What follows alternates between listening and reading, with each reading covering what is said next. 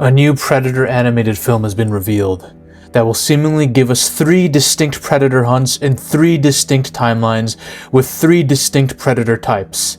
One of these breeds holds major implication for the Yaoja lore in totality, and may connect to one of the shittiest retconnings in sci-fi horror history. But it also gives us a way to fix it. Predator Badlands is coming out in November. I'm very excited because the Yaoja is a protagonist, is a hero, which means he won't die and lose at the end to some random pathetic prey that could never beat him in a fight. I hope. I pray. Because I don't trust Disney as far as I can throw them. And I really, really pray that Yaoja is better than the one we got in Prey, this inbred who doesn't know how to fight at all, and I hope he looks different than this one. But we get an appetizer before that in, I believe, June or July, a Predator animated film called Killer of Killers, in which we will get seemingly 3 distinct Predator types fighting in 3 distinct timelines. Now, what are these breeds? You see, we got feudal Japan where there are samurais and ninjas everywhere. So it's only perfect that we get a stealthy predator who can fight them like a stealthy ninja can. This will probably be the closest thing we will get to that Yakuza fight in Predator 2010, with the seemingly pretty honorable Super Black that fought that Yakuza ninja in the woods, sword to sword. This is going to be my favorite part of that movie already, because I want to see what the martial arts styles of the Yaoja are, besides the use of technology and laser beams and invisibility. That's what I'm excited about. We're getting some aerial combat too. You think you're only in danger on the ground? In the city blocks or in a jungle? No, they're gonna fuck you up on the flight too. We're gonna get our first glimpse at the Yaoja who take the hunt to the skies. The aerial specific Yaoja, the ones that don't need dreadlocks. Why? Because dreadlocks, if you don't know, they are actually sensory organs for the Yaoja. They work to help their balance and their senses in battle. These creatures don't need it because they are engaged in aerial combat. I am guessing that they have a single tendril that connects to the ship. So they are literally plugged into the ship's matrix system, and they are completely in tune with the battle that way, instead of having to be on the ground with all their senses intact. Very, very interesting. But the most interesting one, and the one that also worries me the most, is this, the one in the Viking timeline. You see, we got a mother Viking teaching her son how to hunt seemingly, and they're going up against this motherfucker. Now, when I saw him, he reminds me of that troll with armor on in Lord of the Rings, a massive hulking one. He reminds me a lot of that. He also reminds me of the upgrade Predator from 2018. That worries me a lot because I don't like this being. I don't like Predators that are super jacked and look like they're on steroids, because that's not what Yaoja should be in my opinion. I want the Yaojas to be lean and rely on the craft of killing and technique rather than just being brutes with muscles like the Hulk. In many ways, this is different and might actually save that piece of retconning. By the way, if you take a look at this being, he is bigger than the upgrade Predator. Look how massive this dude is. He's a tank. Why? Why make a Predator this big? Why do Predators this big exist in this? We've never seen them since, right? I get it. In the Viking era, it's probably needed because you're going up against people who use brute strength, who come at you. They don't give a shit about stealth. They don't care about cloaking and all this shit. They're not ninjas. So there are different battle tactics prioritized here, which makes sense. But where did they go? We have never seen Predators this big since. Have we? Look at it. Every single Predator we've seen besides the upgrade Predator in 2018, nothing has been that big. Why? Where did they go? I'm curious. You see, in a world where melee weapons, machine guns, rocket launchers, all this shit exists, having a massive Yaoja who might be a bit slower and is a bigger target, which is probably going to be a liability on the battlefield in a hunt. So I'm guessing the Yaoja probably evolved. They evolved to become leaner, smaller, more agile, more stealthy. Brute strength isn't enough against humans at a certain point when humans' technology continuously evolves. So it makes sense that the bigger predators, we don't see them as much. And it also makes sense if a little child and a woman are going to be beating this motherfucker in a fight, the Yaojas are not going to look at you very pretty. Chances are the rest of the Yaoja are going to look down on you like you're a disgrace. A child and a woman are beating one of the biggest Yaoja we have, a tank, an absolute unit. How the hell is this even possible? It shouldn't be possible. They evolved to perfect their craft by focusing more on technique, more on evolving their technology in response to their prey's technology, and losing the need to use strength and hubris to win fights. So what did this result in? Are all these big Yaoja just excommunicated? I think they were outbred over time. Mating became a priority for smaller Yaoja that were more agile. People pre-selected their mates. Yaoja leaders pre-selected all the people that they wanted in clans to rise up. And these bigger Yaoja were probably treated like second-class citizens at one point. They were looked down upon so heavily, and they were the last one to be picked on the team. And they probably felt some type of way about that. Over the years, big Yaoja started to be outbred and extinct completely over time. It would take, of course, over hundreds of years. So this caused resentment and anger within the big Yaoja.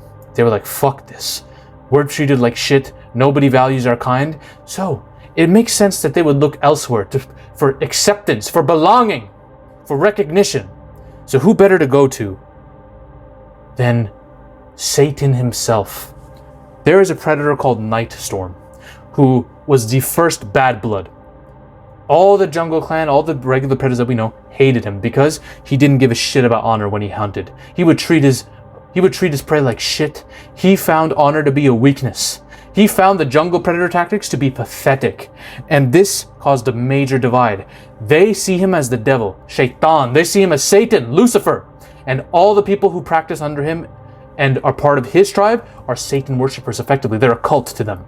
So, what's a better place for these exiled, almost outbred and extinct large predators who rely on strength and hubris in their fighting to go to? It only makes sense that they would follow the teachings of Nightstorm and become the first bad bloods, or at least among the first batch of bad bloods. This would strike a civil war between Yaoja, the jungle tribe going to war with the bad bloods, and it would result in multiple Yaoja being killed to the point where they have to send an incursion of enforcer predators to come down.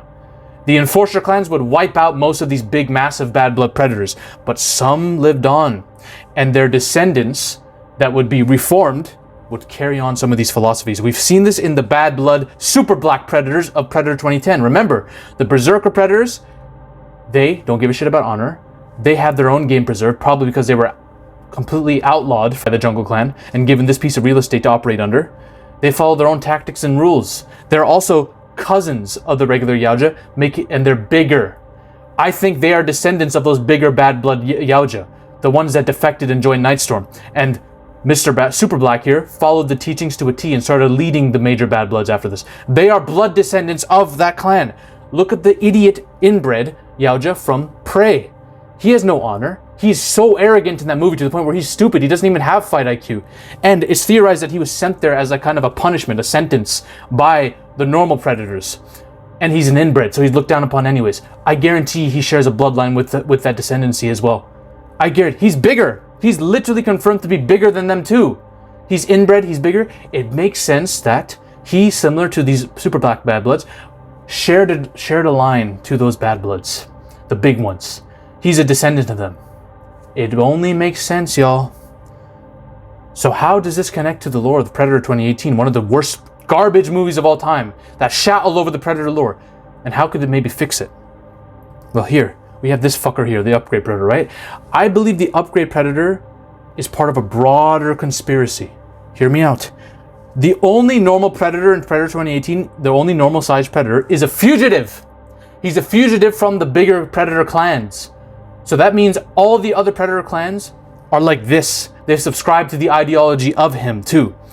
I believe that the Bad Bloods, ever since they got extinct and had that war, over the years, over the decades, some of them have lived on and carried down the philosophies, and a tribe infiltration, a psyop has occurred over time, where they've infiltrated the major clans. And it led to indoctrination. They started infusing Nightstorm's ideology into the regular Predator ideology, creating a corrosive abomination of an ideology. And the main idea is that they use to psyop all these other Predators into joining is humanity and most of the prey that we love to hunt the most, their planets are dying. Humanity is going to be eradicated because of climate change, right? So we need to go in and take their DNA so we can perfect ourselves, because we're going to need it, because we cannot hunt in these planets anymore. They're going to be inhabitable. They're going to be uninhabitable. So this was their way to trick the Predators into prioritizing gene splicing over actual honorary tradition of evolving as a hunter through technique, through technology, naturally. Instead, we're using steroids. Straight up, we're going to use kids with autism and try to bring them in and take their intelligence. Absolutely pathetic ideology, but they psyop most of the Predators into doing this. So they were able to harken back to the days where big Predators were normalized, and they're going to take all the strengths of that but none of the weaknesses due to the gene splicing, leading to this abomination, the upgrade predator who's like their perfect soldier in a way. It's very Palpatine-esque the way they infiltrated. It's like the Sith infiltrating the Jedi Council, and then they declare Order 66.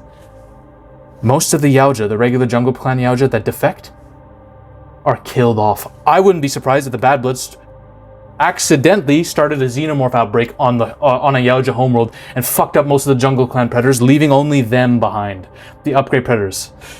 But this hubris, this arrogance of trying to make yourself as big and as strong as possible with all the strengths and none of the weaknesses of all the prey you hunt, it leads to your downfall. So we're seeing the same thing repeat over time, the same cycle of stupidity. And some of the jungle predators did survive, and they had a contingency plan, a backup plan, where they would give the fugitive predator a care package to send to Earth in the form of the predator killer, their last resort, to murder all these upgrade predators and stop the revolt. That is how you fix that lore. Listen, I still don't like the idea of gene splicing. I think it's pathetic and it ruins the Yaoja. But if you're going to connect it all, that is how you do it. I've laid out the foundation for Disney. Disney, you fucking idiots. Use the Bad Bloods. The Bad Blood storyline is some of the most interesting stuff in the Predator lore. Imagine a civil war between Predators. That's what this is. That's what it is, y'all. They need to use the Bad Blood storylines. And if you want to know how the Bad Blood storylines can be used for Alien vs. Predator 3, a hypothetical Alien vs. Predator 3, I've made an entire video pitching that. Watch it right now. Ladies and gentlemen, we are on a mission to take over Hollywood. But the army must keep growing.